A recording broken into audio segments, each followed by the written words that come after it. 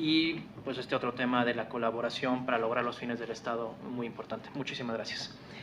Doy la palabra ahora al maestro Arturo Espinosa Silis, hasta por 20 minutos. Muchas gracias. Muchas gracias, Noel. Muchas gracias, agradezco a la Cámara de Senadores, al Instituto Belisario Domínguez por la invitación. Bueno, desde luego es un honor estar en la mesa con los ponentes y compartir para poder debatir este tema. Al resolver un asunto complejo, un caso complejo, o cualquier asunto, en nuestra jerga nosotros distinguimos entre casos fáciles y casos difíciles. Un caso fácil es aquel que tiene la solución inmediata, ¿no? Llega alguna demanda probablemente y la presentan fuera del plazo que se establece para presentarla, es extemporáneo, o algunos asuntos cuya solución te las da la ley directamente. Y un caso complejo es aquel que puede tener muchas soluciones, que está sujeto a la interpretación de la ley. En este caso me parece que las designaciones, y hablando del Poder Judicial, son casos difíciles. Probablemente cada quien tengamos una visión muy diferente de cómo se deben de lograr estas designaciones, qué es lo que se necesita hacer, cuáles son las diferentes soluciones, los diferentes mecanismos que tenemos que trabajar para tener la mejor designación posible. A mí me gustaría hablar de algunos temas generales, dentro de los cuales yo creo que se deben de ir encuadrando estas designaciones. Primero, creo que hay que dimensionarlas cada una de ellas, ¿no? Tenemos la Suprema Corte de Justicia, un tribunal límite en nuestro país, el máximo tribunal, que define asuntos de la mayor relevancia en todos los ámbitos de la vida de este país, económicos, sociales, culturales, políticos. Es un tribunal, es el máximo tribunal de este país, es una corte constitucional. Y tenemos un tribunal electoral que también es un órgano definitivo y límite dentro de su materia, y el cual define asuntos de suma trascendencia dentro de la vida política, la vida democrática del país. En este sentido, me parece que ese es el primer punto, ¿no? La relevancia de las instituciones respecto de las cuales se va a designar a sus integrantes. Son instituciones cuyos casos, cuyas resoluciones generan un impacto directo en la vida del país, en la vida económica, en la vida política, en la vida social, en la vida cultural, en cualquier ámbito, ¿no? Y probablemente esto al momento de la designación no lo dimensionamos bien, pero en el momento en que viene una resolución, una sentencia polémica de cualquiera de estos órganos, entonces nos acordamos y nos regresamos al proceso de designación, ¿no? En el momento que se da un caso Cassés, en el momento que se da un caso Radilla, en el momento en el que se califica la elección presidencial o en el momento en el que se anula una elección que puede ser desde una elección de gobernador, una elección de ayuntamiento, una elección de un diputado, un senador, en ese momento sí decimos, bueno, ¿y quiénes son estos señores que tomaron esa decisión? Vamos a regresarnos a ver quiénes son. Oye, pues eso es lo primero que teníamos que hacer. El otro punto es una decisión, la designación a largo plazo. Los que integran la Suprema Corte de Justicia de la Nación, los que integran el Tribunal Electoral del Poder Judicial de la Federación en sus distintas salas, son personas que van a estar en el cargo 9 o 15 años. No van a estar unos meses, no van a estar unos años, van a estar un largo plazo. Y por lo mismo es una designación a largo plazo. En este aspecto es donde me gusta que empecemos a encuadrar las designaciones. Vamos a darles su justa dimensión. Son designaciones muy relevantes y son designaciones a largo plazo. ¿Por qué lo digo? Porque muchas veces los procesos de designación nos gusta carrerearlos y hacerlos rapidito, salir un poco del tema, y vemos que las comisiones en el Senado sesionan sin parar durante 3 o 4 días para desahogar todas las entrevistas y vámonos a lo siguiente porque ya salió este tema y tenemos que liberarnos de ellas. Pero probablemente al momento en el que ese órgano entre en la polémica del debate nacional, decimos, bueno, ¿y por qué no hicimos la designación de manera diferente? ¿O por qué no nos detuvimos más a hacerla? Y aquí creo que hay 3 puntos que al momento de la designación se deben de tomar en cuenta y muchas veces no lo hacemos. Lo primero que yo digo es, debemos de hacer un diagnóstico institucional. ¿Qué es lo que queremos para el país? ¿Qué tipo de corte queremos para el país? ¿Qué tipo de tribunal electoral queremos para el país? Se ha discutido mucho qué tipo de corte necesitamos. ¿Queremos que la corte sea un tribunal únicamente constitucional o un tribunal de legalidad? ¿Queremos una corte conservadora o una corte liberal? ¿Una corte procesalista, una corte garantista, hacia dónde queremos que vaya la corte, hacia dónde queremos que camine. Aquí la verdad es que me gusta mucho el ejemplo de Colombia.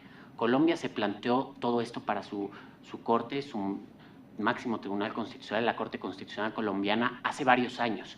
¿Qué tipo de corte querían? Y en ese sentido ellos definieron que querían una corte constitucional y una corte vanguardista, una corte que fuera garantista, que procurara garantizar, proteger todos los derechos de los ciudadanos de la manera más amplia posible. Y en función de eso fue que fue preparando a sus jueces de la Corte Constitucional, a sus ministros. Primero hizo un programa para mandar a estudiar a los candidatos que ellos creían que eran los que podían tener el mejor perfil a diferentes lugares del mundo que tenían justo este perfil, que eran países del mundo en el que el derecho era vanguardista, era garantista. A Alemania, a España, en algunas universidades de Estados Unidos, a los mejores lugares. Y a partir de entonces es que una vez que se prepararon, estudiaron, fue una decisión a largo plazo. Posteriormente regresaron y de entre todos los candidatos que habían mandado a estudiar, pues seleccionaron algunos. Y así ha continuado Colombia con la preparación de sus ministros de la Corte Constitucional. Entonces, me parece que un punto muy importante es qué tipo de corte queremos, cómo queremos que sea nuestra Suprema Corte de Justicia de la Nación. Igual con el Tribunal Electoral, qué tipo de tribunal queremos. La verdad es que probablemente este tipo de designaciones se ven muy diferente desde fuera del Poder Judicial que desde dentro del Poder Judicial.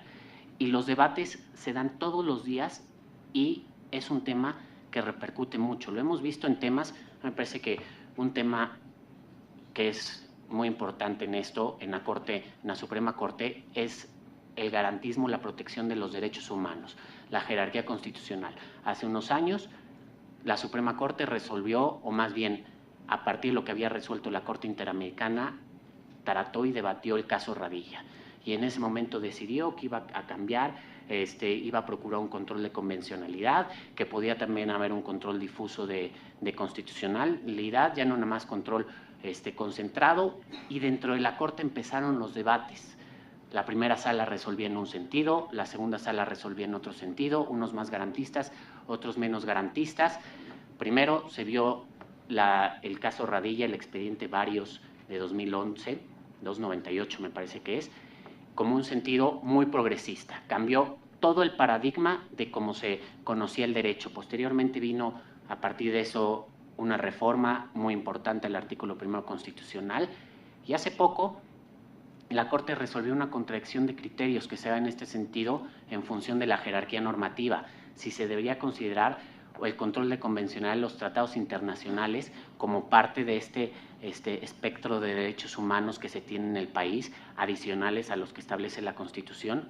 A mí me parece que la Corte dio un paso para atrás de lo que había resuelto en el expediente Varios del caso Radilla, al decir que pues, la propia Constitución establece ciertas restricciones a los derechos humanos que son válidos y ahí no pueden entrar los tratados internacionales. Pero todo este debate ha cambiado a raíz de la integración que tiene la Suprema Corte de Justicia de la Nación, y esto se ve reflejado concretamente en el caso Cassés. El caso Cassés se hubiera resuelto de una forma cuando estaba el ministro Gudiño Pelayo y de otra forma cuando estaba el ministro Ortiz Mena.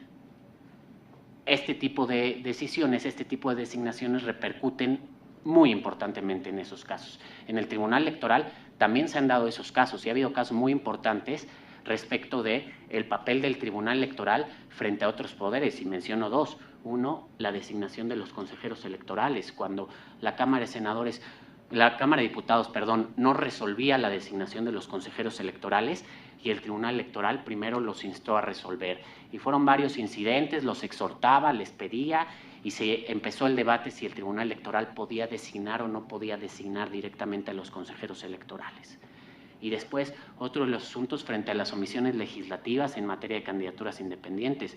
También hubo un debate al interior del Tribunal Electoral si el Tribunal Electoral podía instar, obligar, exhortar, requerir, diferentes términos que se han utilizado, al Congreso de la Unión a que legislara en una materia que en ese momento estaba en omisión legislativa. Todos estos debates dependen mucho de cuál es la integración del órgano en ese momento. Y son debates que se tienen que definir cuál es el papel que quieres que juegue ese órgano dentro de la vida nacional, cuál es el papel que quieres que juegue la Corte frente a otros poderes, cuál es el papel que quieres que juegue el Tribunal Electoral frente a otros poderes, qué es lo que quieres que haga, qué es lo que esperas de ese órgano. Esa es una reflexión que se tiene que tener no solo en el ámbito académico, porque en el ámbito académico varias veces se ha hecho, que se tiene que tener dentro de quienes deciden y quienes llevan a cabo esta legislación. A partir de este diagnóstico institucional que se realice, es que se tiene que definir entonces qué perfiles buscamos, ¿no? Buscamos integrar, que el órgano tenga una integración equilibrada, perfiles conservadores, perfiles liberales, perfiles garantistas, procesalistas, perfiles de carrera judicial, perfiles académicos, perfiles litigantes. Queremos una composición plural para que haya un equilibrio dentro de los mismos órganos, o queremos que sea un órgano totalmente vanguardia, totalmente garantista, o queremos que sea un órgano mucho más conservador. Hay que definir los perfiles. Me parece que aquí, a diferencia de los órganos autónomos, los perfiles se acotan mucho más. De entrada, para ser ministro de la Corte, para ser magistrado del Tribunal Electoral, requiere ser abogado, licenciado en Derecho, de entrada, ¿no? Se parte que para ser magistrado del Tribunal Electoral debes de conocer la materia, debes de ser alguien que esté instruido, que tenga conocimientos, que tenga experiencia en la materia electoral. Eso lo va acotando, ¿no? Desde luego, los perfiles se acotan también con los requisitos legales que se van estableciendo, cierta edad, ciertos años de tener título profesional, desde luego residencia, nacionalidad, no antecedentes penales y demás, pero más allá de los requisitos legales, más allá del hecho de ser abogado, no, ser conocedor de la materia, experto en una materia o no, ¿cómo quieres que resuelva ese juez? ¿Qué tipo de juez buscas? A mí me parece que los jueces se conocen por el contenido de sus sentencias, ¿no? ¿Cuál es el criterio que ha adoptado? Y este criterio del contenido de las sentencias no se puede ver en un caso concreto porque, como decían en la mesa, los casos concretos dependen mucho de la circunstancia, pero sí se puede ver respecto al posicionamiento en temas de trascendencia, estos temas que he mencionado. En casos como el caso Cassés, ¿vas a ser garantista, vas a buscar proteger el debido proceso o vas a buscar irte únicamente a las circunstancias del caso y ir definiendo de manera sin tener como un criterio propio o un sentido en tu resolución? En casos frente a otros poderes, vas a buscar que el Poder Judicial, no, yo no lo llamo que se imponga, pero simplemente que salvaguarde la Constitución, que salvaguarde los derechos fundamentales y que a lo mejor le exija o que a lo mejor sea ese real contrapeso frente a los otros poderes para que los otros poderes cumplan con sus facultades, con las atribuciones que les tienen conferidas, o vas a buscar un poder judicial que sea sumiso y un poder judicial que simplemente esté ahí como campechaneando un poco. La verdad es que yo celebro un poco o bastante que en los últimos años el Poder Judicial ha ido cobrando más peso, ¿no? Y al día de hoy, en muchos asuntos, las resoluciones, lo que decide la Suprema Corte de Justicia o lo que decide el Tribunal Electoral, es parte del debate nacional. Y se opina y demás. A ver, aquí hay un punto fundamental. Nunca vamos a estar todos de acuerdo con lo que deciden los órganos jurisdiccionales, porque de entrada hay 50% de probabilidades que estés de acuerdo con ellos y 50% que estés en contra de ellos, ¿no? Si tú presentas un juicio, pues lo puedes ganar y vas a estar a favor y vas a decir que el juez es un magnífico juez. Pero si pierdes, pues vas a decir que el juez es de lo peor y que no tiene ni idea de lo que hace. O sea, eso es un hecho en cualquier juicio, ¿no? Entonces no siempre vamos a poder estar de acuerdo.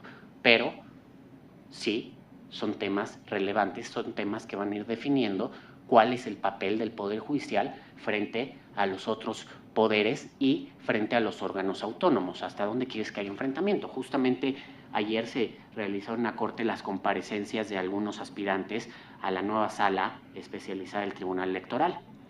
Y uno de los temas que los ministros preguntaron varias veces a los aspirantes era cuál era el papel que iba a tener esta sala frente al Instituto Nacional Electoral.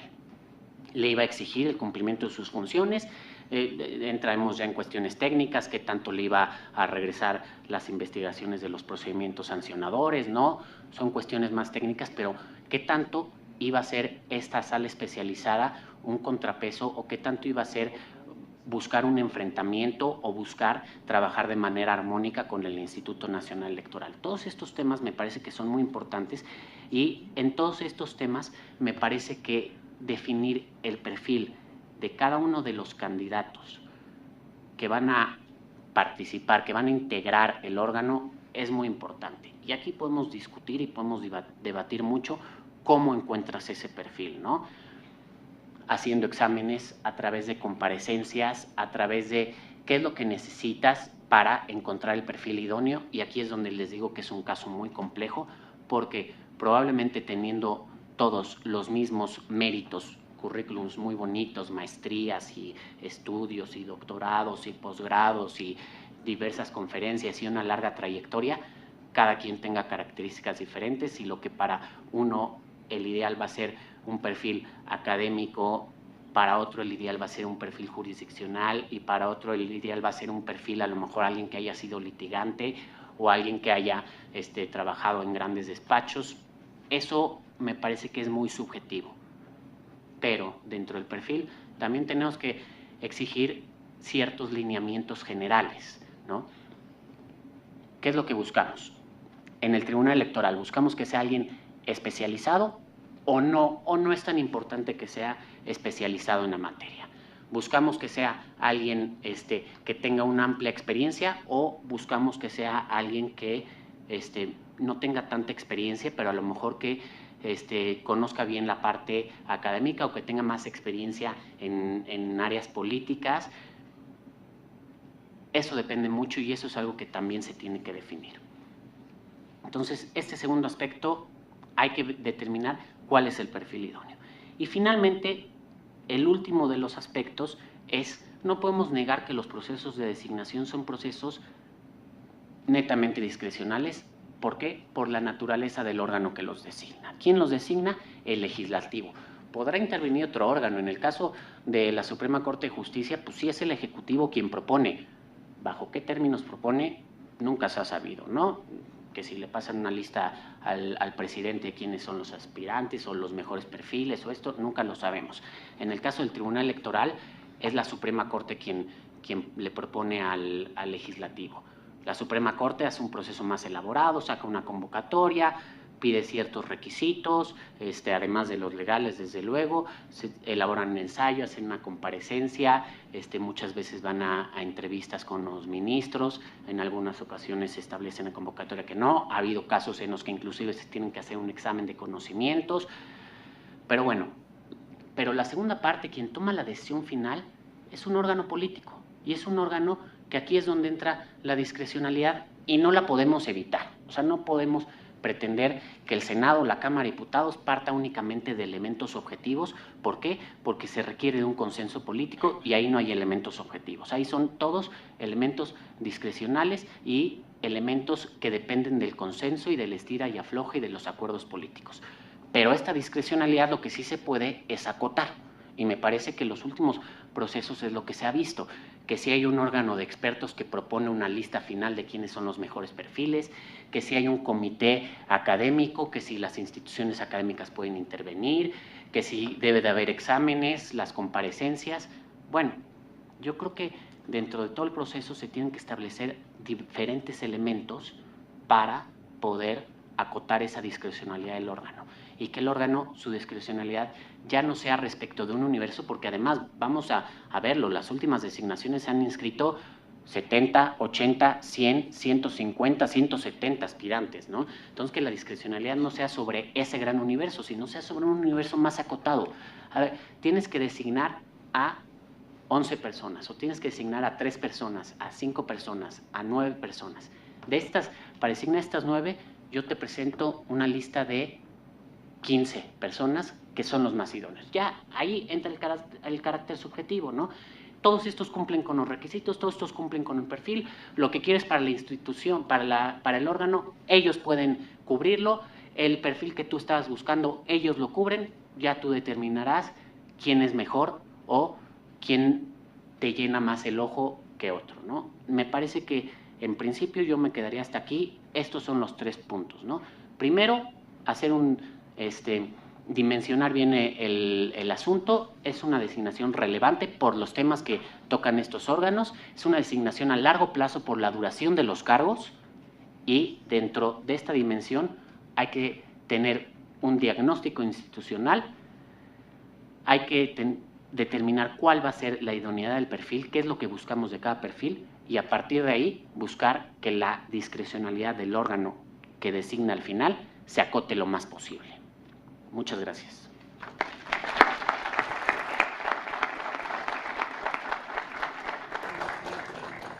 Muchas gracias, maestro Arturo Espinosa. Quería resumir, pero creo que ese resumen fue excelente hacia el final, así que no tengo más que decir. Le cedo la palabra ahora al doctor Saúl López Noriega. Tienes 20 minutos. Gracias. Gracias, Noel.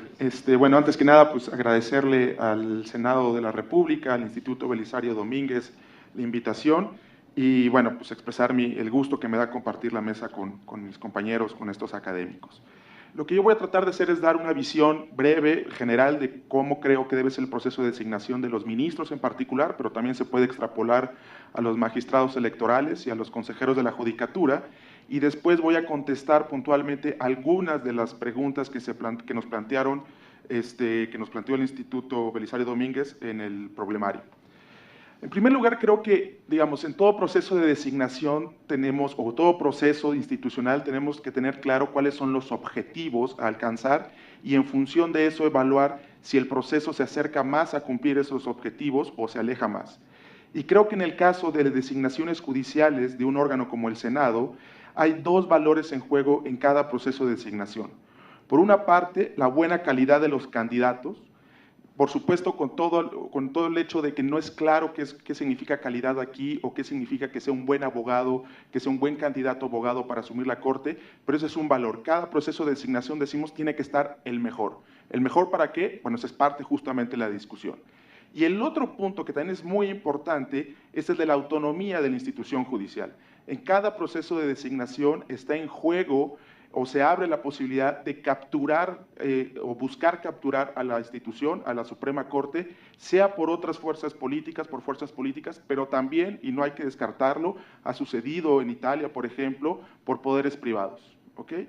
Entonces, si tenemos esos dos objetivos, la pregunta es, ¿qué tipo de procedimiento se acerca, partiendo de que no hay procedimiento perfecto en las instituciones, pero qué tipo de procedimiento se acerca más a conseguir estos dos objetivos? Y al respecto creo que valdría aclarar, antes de entrar a ver las fallas o virtudes de nuestro actual proceso de designación, lo primero que hay que aclarar, que ya han mencionado algunos de mis compañeros, es que en estos procesos de designación no solo está en discusión si es un juez o un abogado idóneo para el cargo, sino también está en discusión, y es una discusión perenne, constante, nunca inacabada de una democracia, que es qué tipo de corte constitucional queremos o qué tipo de justicia constitucional queremos. Y en ese sentido, si es una discusión de este calibre, no se puede agotar la discusión en 128 personas o en los miembros de la Comisión de Justicia. Es una discusión que va mucho más allá del Senado, que cae en los medios de comunicación, en la academia y en todos aquellos actores que integran a la opinión pública. Si vemos en países donde hay una enorme tradición de las designaciones de justice o ministros, no solo hay una discusión al interior de las fuerzas políticas del Senado, pensemos en Estados Unidos, sino hay una enorme discusión en muchísimos otros foros respecto a si esta persona es idónea de acuerdo a la imagen, el criterio de justicia constitucional que cada quien tiene, cada universidad, cada académico, cada periódico, etc. Entonces, esto significa, y esto me parece que es muy importante, que si la opinión pública no entiende el valor del proceso de designación, y subrayo esto porque me parece que en general, hay notables excepciones, pero en general nuestra opinión pública todavía no pesca la enorme relevancia que hay en cada proceso de designación de los ministros. Después se quejan de una decisión, como mencionaba Arturo, después hay críticas de una decisión, pero justo el momento para criticar, más importante y donde puede uno tener mayor peso como opinión pública, es el proceso de designación. Después de eso, salvo que el ministro haga una cosa terrible, que descubramos que recibió una maleta de dinero por una decisión, prácticamente no se pueden quitar a los ministros. Y es parte de su seguridad y su autonomía para que puedan tomar la decisión que ellos consideren pertinente. Entonces es muy importante que si la opinión pública no tiene claro lo que está en juego, si la opinión pública no lanza dardos críticos al proceso de decisión, entonces por más bueno que sea el proceso de decisión en términos institucionales, va a haber una falla estructural ahí. Entonces, en este sentido, yo creo que un elemento muy importante es que el proceso de designación de los ministros debe estar pensado en muy buena medida para crear escenarios o condiciones para que la opinión pública pueda participar.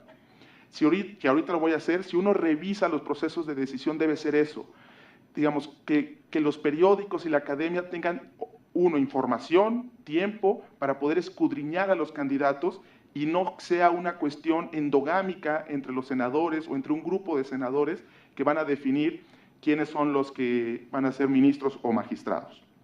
Entonces, si esto es cierto, me parece que son 3 ingredientes claves que yo veo que debe de reunir un proceso de designación.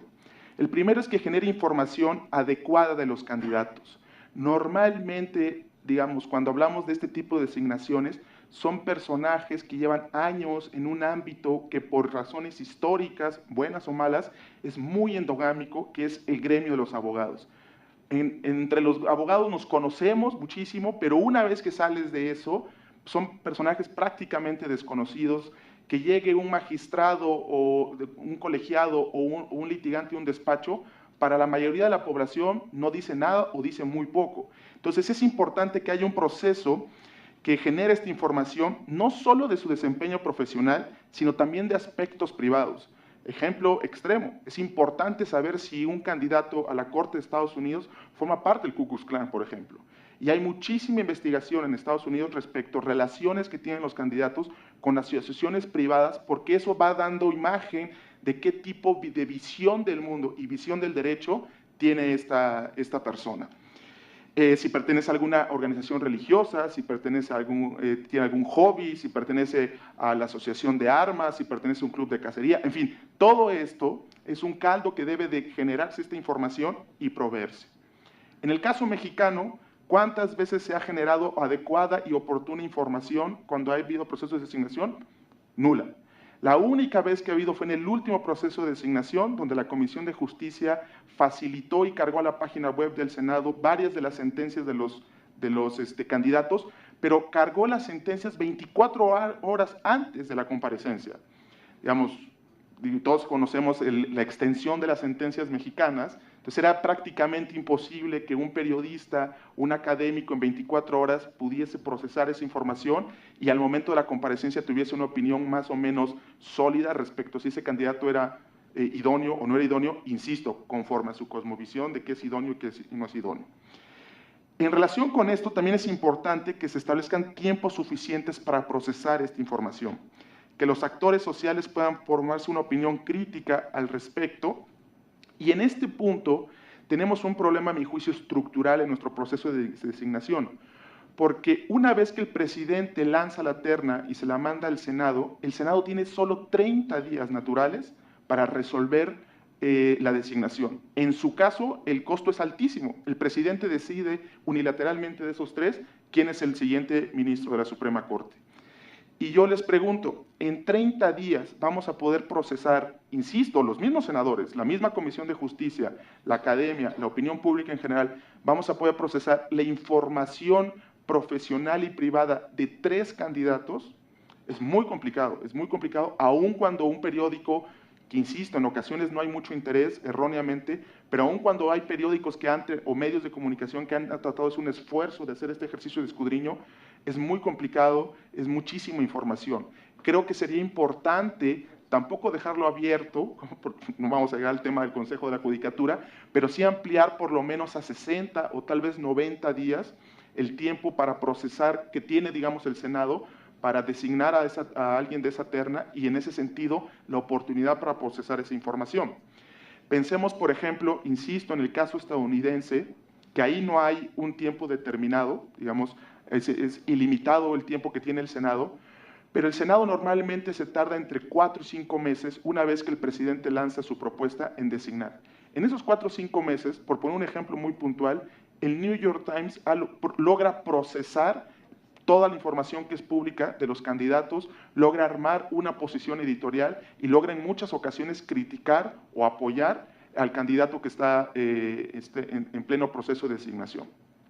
Entonces, tenemos la importancia de que se genere información respecto a los candidatos, la importancia de que haya condiciones y tiempos adecuados para procesar esa información, y el otro es que se creen espacios o contextos, el tercer y último ingrediente, que se creen espacios y contextos adecuados para someter a escrutinio a esa información y a los candidatos.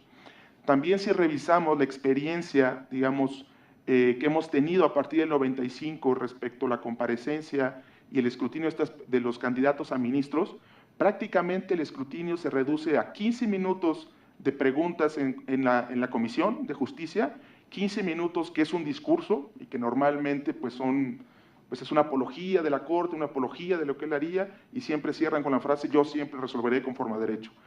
Fórmulas que no nos sirven realmente para saber qué tipo de persona va a estar ahí una vez que llegue a la Suprema Corte. Digamos, los procesos en breve, lo que estoy tratando de decir es que no hay oportunidad realmente de someter a escrutinio a estas personas. Inclusive, digamos, la manera como se formulan las preguntas ha sido francamente muy torpe, porque justamente, como mencionaba Leticia, le preguntan en ocasiones: ¿usted cómo resolvería un caso de aborto? Para empezar, en principio, un juez no debe decir eso, porque es prejuzgar de un caso que puede venir ignorando los hechos. Y en segundo término, eso es irrelevante. Hay cuestiones que, cuando llegue al problemario, son más relevantes de conocer. No es tanto qué opina del aborto, sino es más bien cómo va a leer la Constitución, si debe ser la Constitución activista o debe ser conservadora, si debe de... En fin, hay aspectos que te sirven para saber qué es lo que va a hacer durante 15 años, y no cuando llegue ese caso que te cae mal o que te incomoda políticamente, que puede ser el aborto o el matrimonio gay, pero que finalmente hay una respuesta de cajón, y que comentamos ahorita con Leticia, que es: yo resolveré conforme a derecho. Pero justo el problema es que cuando llegamos a estos órganos límite, como la Suprema Corte o el Tribunal Electoral, son órganos que su desempeño implica pensar el derecho. No estamos hablando de un juez de distrito o un magistrado cuyo talento y pericia implica, entre otras cosas, saber aplicar la jurisprudencia y los precedentes de manera adecuada, y que implica un talento no menor. No estoy demeritando ese talento. Pero cuando estamos en un tribunal constitucional que implica pensar la estructura de todo un Estado, también implica pensar la herramienta con la cual se amarra esa estructura, que es el derecho.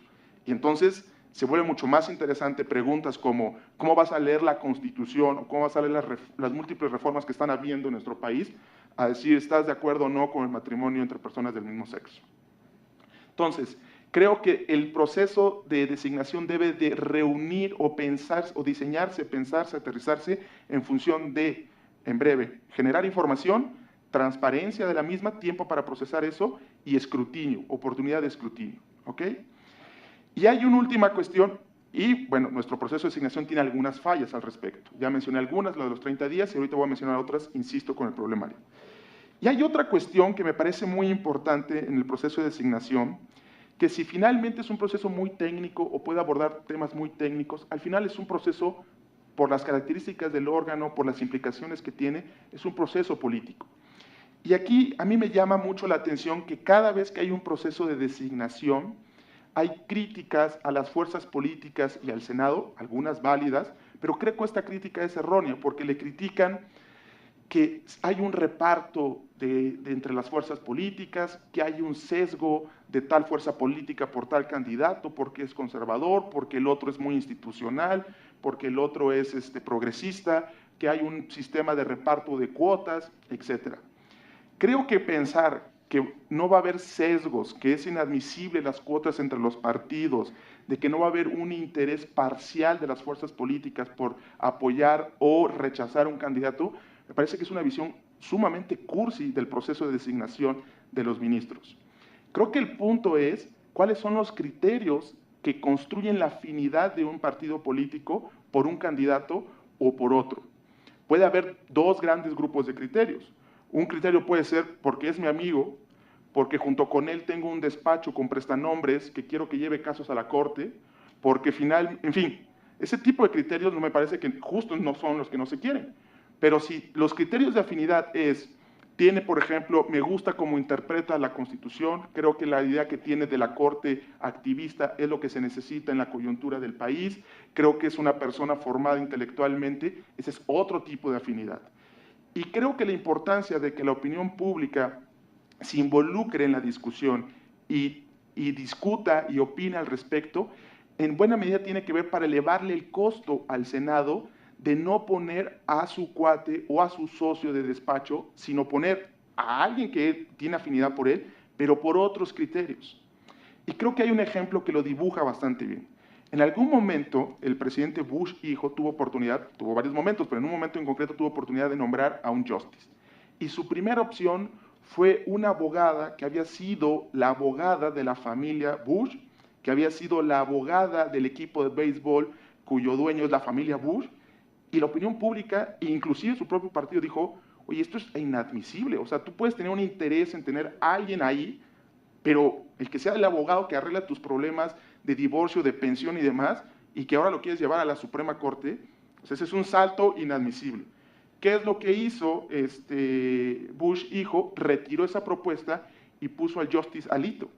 El Justice Alito es una persona muy conservadora, que tiene una clara estrategia para impulsar la agenda de temas judiciales del Partido Republicano, pero como abogado y como juez tiene una, digamos, una trayectoria intachable. Puede ser, personalmente, a mí no me gusta cómo vota, pero no puedo decir que es una persona o un abogado que no tenga las credenciales, la trayectoria y el talento para estar en la Corte Suprema. Entonces, ¿qué tipo de afinidad queremos? ¿El abogado de familia, el cuate y demás? ¿O en un abogado que tiene inteligente, con buena trayectoria, aunque su visión de la justicia constitucional no nos guste? Sin duda, siempre es mucho más preferible este último escenario. Y mientras la opinión pública no se involucre y el proceso de designación no cree los escenarios para que se involucre, entonces es mucho menos costoso para los senadores poner este tipo de afinidades, el cuate, el amigo y demás, y no tratar de construir afinidades mucho más sofisticadas. ¿Ok? Entonces, para acabar, ya sé que soy el último, siempre le va mal porque están cansados todos, pero puntualmente voy a resolver algunas de las preguntas que están en el problemario. En la segunda pregunta dice, ¿debe preferirse la neutralidad en los perfiles de los candidatos a la judicatura o incentivarse la expresión de sus preferencias ideológicas? Justo yo creo que es erróneo pensar que este órgano es neutral y que las personas que llegan son neutrales. Entre más explícitas sean sus inclinaciones ideológicas respecto al método de interpretación, respecto a su cosmovisión de la democracia, respecto a cómo se va a interpretar la Constitución, es mucho mejor, porque se explicita lo que realmente importa al momento de que se designa a una persona. Por el contrario, pensar que es un órgano neutral y lo que se busca es tener abogados o candidatos neutrales, es caer, lo que comentaba hace un momento, en la demagogia de decir, sí, yo voy a llegar ahí y simplemente voy a resolver conforme a derecho.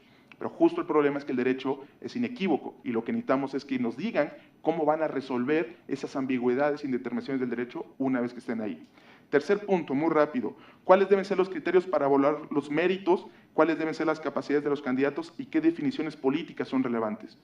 Estoy de acuerdo con Arturo, el tema de la ideología es inacabado y difícilmente vamos a poder estar de acuerdo todos, pero creo que hay por lo menos 3 rubros que hay que considerar al momento de designar a alguien a la Corte. Uno es la filosofía y enfoque metodológico, cómo va a leer la Constitución, textualista, sistemático, activista y demás, como juez constitucional.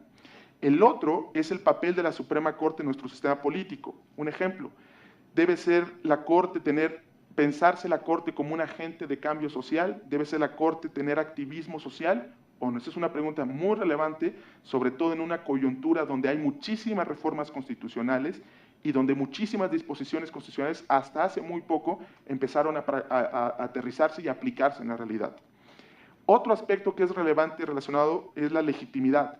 Uno de los problemas de nuestra Corte es que curiosamente no se asume como un órgano político y no se preocupa por luego fortalecer su legitimidad. Y esto va desde estrategias de comunicación de medios, que todas las cortes constitucionales lo hacen, en menor o mayor medida, y también cuestiones tan simples como el modelo de sentencia. Es increíble que todavía no haya una discusión, sí hay algunos ministros que han cambiado su estilo de sentencia, pero como institución todavía no se discute cómo debe ser la mejor sentencia para comunicar mejor sus decisiones, inclusive decisiones que son muy buenas y que ellos no han aprendido a cómo cacarearlo. Y el último tiene que ver con un tema muy delicado en nuestro país en concreto, que tiene que ver con el manejo de recursos y el tráfico de influencias al interior del Poder Judicial.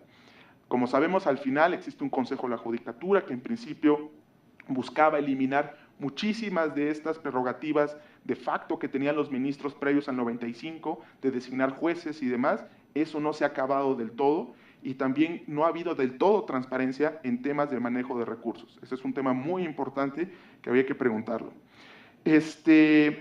Rápidamente, creo que es importantísimo la distinción entre activistas y minimalistas, justo por esta coyuntura que les decía, muchas reformas constitucionales que va a implicar muchos casos, va a valer muchísimo la Constitución, y disposiciones que ahora nos estamos dando cuenta de que están mal redactadas, porque antes no se aplicaban. Ahora nos damos cuenta que están mal aplicadas, que no embonan bien con otra parte de la Constitución y demás. Yo creo que en la circunstancia del país debería de tener una corte activista, y digo, es una opinión personal, pero por lo mismo creo que la pregunta debe ser muy relevante. Creo que el tema de las ternas, ya lo mencionaba la doctora Leticia, sí es un problema porque le reduce el costo al presidente de la República de asumir un compromiso político de qué tipo de juez o qué tipo de candidato quiere, y aparte crea un incentivo perverso de esta cosa que ya se hizo práctica, de que nueva terna se entiende, saco a los dos de relleno, pero sigo manteniendo a que realmente me interesa. Es el caso Luna Ramos. La primera vez que Luna Ramos intenta ser ministra, ninguno de los tres de su terna logran la mayoría necesaria, y entonces nueva terna se entiende la sustitución de los dos de relleno y sigue manteniendo a su candidato más fuerte, lo cual pues, rompe con la idea de que yo ya te rechacé a los tres, lo cual no sería posible si fuese un candidato nada más. Yo te rechazo, en este caso, a Luna Ramos o a quien hubiese sido, y me tienes que poner a otro candidato, ¿ok? Y lo último, respecto a la presidencia de la Suprema Corte, si desde el proceso de designación se debería de definir que va para presidente, como en Estados Unidos, se definió que era el Justice John Roberts, el Chief Justice.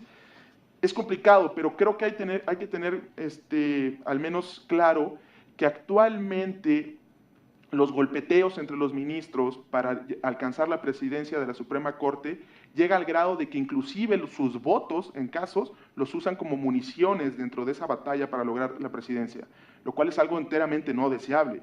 Digamos, es tal el nivel digamos, que ha llegado para lograr ser presidente que inclusive en ocasiones sus votos buscan afectar a un candidato o un posible contrincante para efectos de allanarle o complicarle el escenario a ese punto.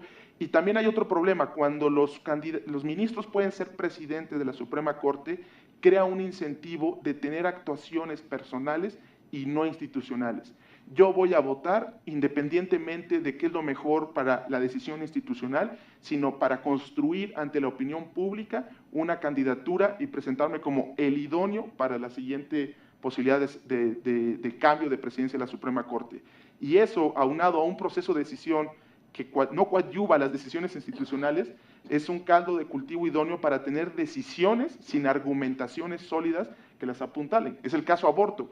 Sí se permitió la despenalización del aborto, pero hay 8 argumentaciones distintas de la mayoría y no se puede construir un hilo común, y eso lo complica el proceso de decisión, pero también el hecho de que hay el incentivo de tener actuaciones personales para poder saltar a la presidencia de la Suprema Corte.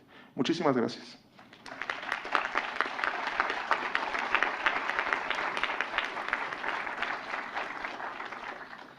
Muchas gracias, doctor Saúl López Noriega. Pues para resumir, me parecen importantes los puntos del proceso de designación, que debe ser un proceso en el que se genere información, que sea transparente y que se genere escrutinio, y además la parte de la afinidad política con los candidatos, que es importante distinguir entre la afinidad de interés y la afinidad de visión. Muchísimas gracias. Bueno, tenemos 20 minutos y recibimos 3 preguntas. Les propongo que en 10 minutos respondamos estas preguntas y dejemos otros 10 para que puedan dar sus comentarios breves de cierre, ¿sí?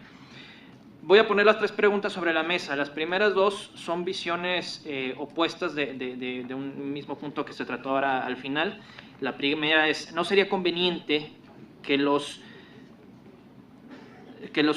candidatos propuestos a algún cargo, una vez definida la terna, sean sometidos a la opinión pública de los órganos colegiados de profesionistas, y la que va en el otro sentido, que era originalmente para el doctor Saúl López, pero la pongo para todos los panelistas, es: el aperturar la designación de ministros a foros públicos o a opiniones de instituciones académicas o privadas no atenta contra el principio de democracia representativa.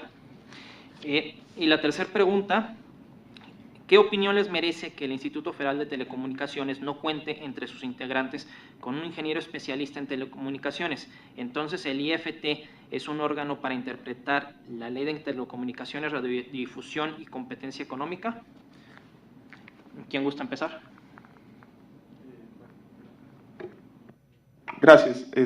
Respecto a o sea, a ver, aclaro si hubo una confusión. Yo no estoy diciendo que, digamos, las universidades tengan un voto inclusive para poder definir quién va a ser el ministro de la Suprema Corte, sino crear condiciones para que el escrutinio vaya más allá del escrutinio que realicen las fuerzas políticas. Y digamos, en el sentido de que digamos, si bien es cierto que el Senado es representativo, los ministros no lo son justamente. Históricamente algunos países como Estados Unidos han buscado que sean representativos primero de los estados, cuando estaba el problema de consolidar la unión, después en temas religiosos empezaron a impulsar justice católicos, y ahora parece ser que se están tratando de que haya representatividad en términos de minorías raciales. Pero mi punto no es que la Asociación de Abogados o la Academia de Abogados defina o ratifique la decisión, sino que hay espacio para que ellos se interesen y para que ellos puedan criticar los perfiles y los procesos de designación. Y esto coadyuvaría no a la democracia representativa, pero sí a una cosa también muy importante, que es la democracia deliberativa, de que estas personas van a estar 15 años, es un punto casi único de decisión si son buenos o no, adecuados o no para esto, y creo que en 128 personas no debe quedar, no la decisión, sí es de ellos, pero no la discusión. La discusión debe ser mucho más allá de estas 128 personas. Gracias. Creo que es muy importante la intervención de los colegios y por el medio en el que nos desenvolvemos, pero también se han dado casos en la Corte de, pues el ministro Aguirre Anguiano venía de Jalisco, era notario allá, tenía un perfil conservador total, nunca escondió y fue absolutamente congruente de cómo pensaba y cómo resolvió siempre. La pregunta es más bien la que planteaba Arturo. En el caso de Colombia se está diseñando una nueva corte. En el caso de México la decisión se tomó en el 95 y el punto de conflicto en el que entramos es cada vez que viene la sustitución de un nuevo ministro. El próximo año viene el fin del periodo para el que fueron nombrados Olga Sánchez Cordero y Juan Silva Mesa. Son dos ministros liberales. La pregunta es, ¿se sustituyen liberales por liberales? Y vuelves a quedar en el mismo equilibrio que tenías.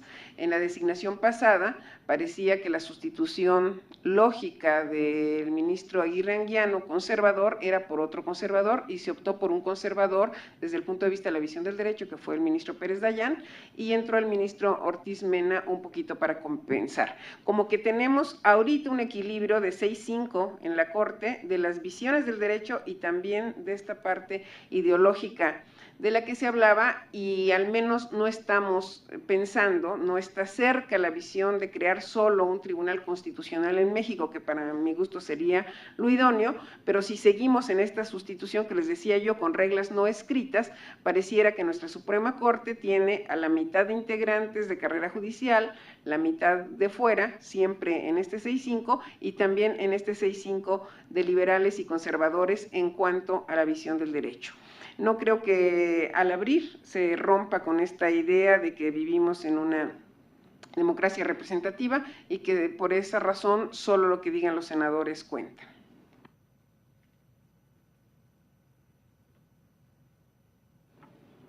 ¿Está prendido? Sí. Nada más rápidamente decir que todo método, a mí no me gusta lo de las cuotas partidarias, y creo que hay manera de darles la vuelta y hacer que, aunque mencionaste tú, Arturo, y estoy absolutamente de acuerdo, los criterios que deben de prevalecer, creo que hay formas de darle la vuelta, pero todo riesgo, digo, todo método de nombramiento finalmente tiene un riesgo y hay que apostar, ¿sí? ninguno de los muy sensatos criterios que hemos dado en esta, o que han dado en esta mesa mis compañeros, pues es a prueba de las personas. Una vez que me tocó comentar con el doctor Acemoglu su ponencia, le dije, yo ya estoy muy preocupada porque creo que los mexicanos sí somos a prueba de instituciones, no importa qué tan buenos incentivos pongamos, somos como institution proof, ¿no? Entonces, bueno, esa es una, que todos tienen riesgos, y la otra es la cuestión de la deliberación. Mencionaba hace un momentito, Saúl, que el tiempo era muy poco el que tenían los senadores mexicanos, 30 días, y que nos ponías el ejemplo del New York Times. Conocía el caso, pero también conozco los casos en que precisamente el hecho de que esto se debata de esa manera en los periódicos y depende de la estructura de libertades que se tenga en cada país, esto puede jugar en contra, ¿sí?, o a favor de un candidato de cierto perfil.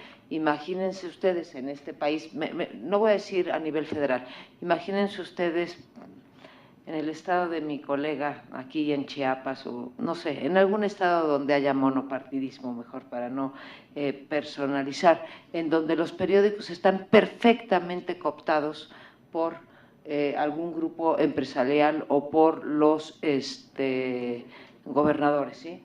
¿Qué pasa? ¿Sí? Incluso en el caso de New York Times versus el Washington Post, ¿no?, que sabemos que tienen ideologías muy distintas, o las dos cadenas de televisión. En México tenemos una concentración, ¿sí?, en los medios terribles, y al agarrar alguna de las cadenas, ya fuera Televisa o TV Azteca, da igual cualquiera de las dos, o ahora Dish, Slim, ¿sí?, una posición, pues imagínense lo que puede hacer en términos de esto.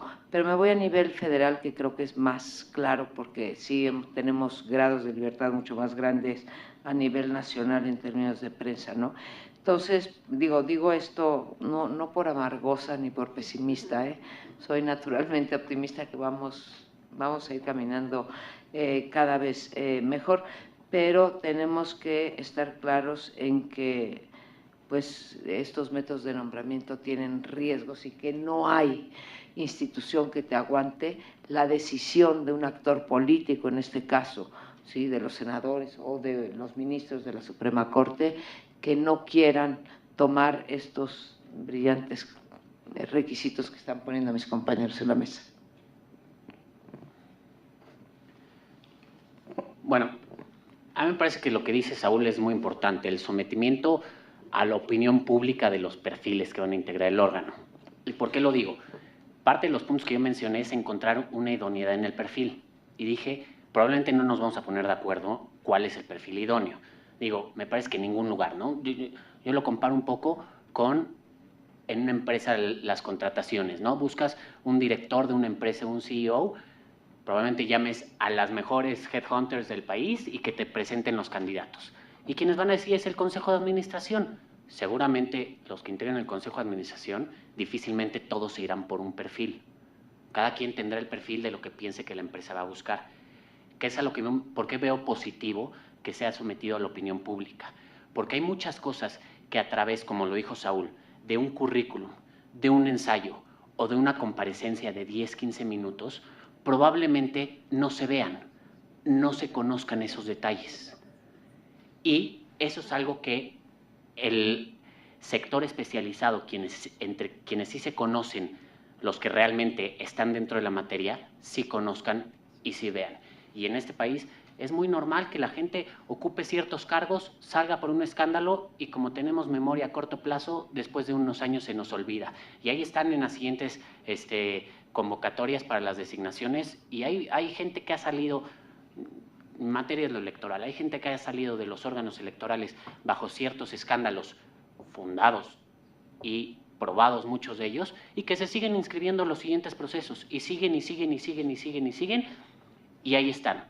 Y eso es en lo que puede aportar la opinión pública, porque después nos sorprendemos porque salen escándalos de corrupción o escándalos de tráficos de influencia o algo así. Oye, pues hay que ver el historial del señor o de la señora, de la persona que está ocupando el cargo, y eso se entiende a partir de un escrutinio. Y es ahí donde yo también digo que muchas veces a lo mejor 30 días es poco tiempo, porque esos 30 días para llevar a cabo un proceso se ocupan en negociaciones, en cabildeo, en estira y afloje, no se ocupa en hacer realmente un estudio y un análisis minucioso de quién es el perfil. Yo eso diría respecto al sometimiento a la opinión pública. Y nada más para contestar lo del Instituto Federal de Telecomunicaciones, no es mi materia el Instituto Federal de Telecomunicaciones, pero yo lo asemejo a lo que pasa en el Instituto Federal Electoral. A mí me parece que el requisito debe ser que conozca la materia electoral, que conozca la materia de telecomunicaciones. Si me preguntan, en el Consejo General del Instituto Nacional Electoral, perdón, todavía fueron muchos años de IFE, entonces todavía se me queda lo de federal. Sí, el requisito es que haya un cartógrafo porque hay que hacer una distritación o que haya, o por el Registro Federal de Electores, pues no, yo no lo veo así. A mí me parece que lo importante, y es aquí donde también entra en discusión de perfiles, es que sea un órgano compuesto por gente que conozca la materia. Es difícil que alguien conozca todos los aspectos de la materia, ¿no? O sea, al día de hoy, no electoral, me imagino que en materia de telecomunicaciones o de competencia o muchas, las materias son tan amplias y se han vuelto tan técnicas que pues cada quien tenemos temas que dominamos mejor que otros. Pero mientras se busque que el perfil cumple ese requerimiento de que tenga conocimientos, tenga experiencia en la materia, es muy importante. Me preocuparía mucho que llegara al Instituto Federal de Telecomunicaciones un experto en electoral, ¿no? Porque a lo mejor no aportaría mucho. Aquí hay algo importante dentro de los perfiles, que es que la persona tenga una cierta fama pública, un cierto reconocimiento público, al menos en esa materia, que llegue a aportar a la institución, no que crea su prestigio a partir de la institución, sino que él llegue a aportarle ese prestigio, ese conocimiento a la institución. Es cierto. Muchas gracias. Tenemos unos minutitos, gustan una ronda de comentarios finales. Vamos a empezar ahora izquierda a derecha con Arturo. Si alguien gusta, sí, digo. No. Si bueno, ya extinguimos el tema. Bueno, pues muchísimas gracias. Les agradecemos la participación a todos nuestros panelistas y a todos ustedes. Tenemos 15 minutos de receso y de ahí continuará la sesión. Muchas gracias. De esta manera se llevó a cabo la inauguración del seminario Órganos Autónomos y Funciones de Control del Senado, en donde manifestaron que la finalidad de este seminario es analizar y reflexionar si en la actualidad hay realmente órganos autónomos, así como si se está llevando a cabo en la actualidad las funciones de control del Senado. Déjeme comentarle que en este primer bloque de este seminario se llevó a cabo la primera mesa de trabajo titulada Designaciones del Poder Judicial, preservando el equilibrio de poderes, en donde los exponentes aseguraron que tanto los órganos autónomos como las funciones de control del Senado son estratégicos para el funcionamiento del poder, así como para la colaboración entre poderes, por lo que coincidieron en que no se debe partidizar los nombramientos que se realizan. Bueno, pues con esto concluye esta primera mesa de trabajo de aquí de este seminario en donde estamos en el Senado de la República. Vamos a una pausa, enseguida regresamos. Quédese con nosotros en la señal del canal del Congreso.